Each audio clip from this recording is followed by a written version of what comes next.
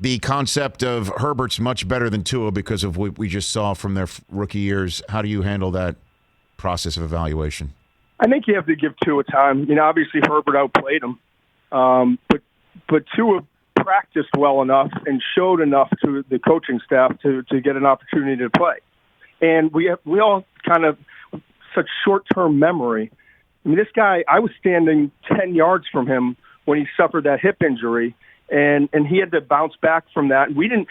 Most people thought, including myself, that he would just redshirt this past year, take the year off, and continue to get right physically. So he's come a long way from what we saw with that injury to where he was last year. Now, he obviously has to play better, and you hear some things coming out of Miami. I don't know, what's true and what's not true at this point, but I certainly wouldn't give up on a quarterback after the first year. I mean, we've seen so many times with guys that have had really brutal rookie seasons that have gone on to be Hall of Famers. So you got to give these quarterbacks a little bit of time. And to your point, when we opened the segment, teams are now so much more willing to move quarterbacks after 2-3 years and just move on from them. I mean, Josh Rosen's a great example, and that worked out really well so far for Arizona. But I still think you got to develop these guys, and you got to give them time, and especially in Tua Tagovailoa's situation coming off that hip injury.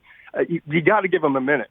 Well, I mean, the Cardinals moved on from Rosen because they had the first overall selection in Kyler Murray and could start the clock again with somebody with a greater physical skill set, you would say, than obviously Josh Rosen. And the Jets, if they move on from Darnold, they would move on for somebody that they would start the clock with all over again. Would you move Tua for Deshaun Watson if you're Miami? Because you know that Deshaun would probably not mind going to Miami. South Florida is apparently on his hit list, and they do have the number. I mean, Miami, for starters, could just flip Tua and also Houston's first-round draft pick back. Would you do that if you're Miami? Would you do that? Yeah, of course. Okay. No question. Well, I mean, obviously there'd be more. It would probably be a lot more expensive than just what I just mentioned. It would be the 8th pick. What Miami's at 18, I think, is their second pick, and probably at least another first round or maybe 2 more first round picks. You do that? But yeah, I would do it. I would do it for Deshaun. I would. And I just told you all the reasons that I think you should be patient with Tua, but Deshaun has proven. You know what you're getting. He's still young.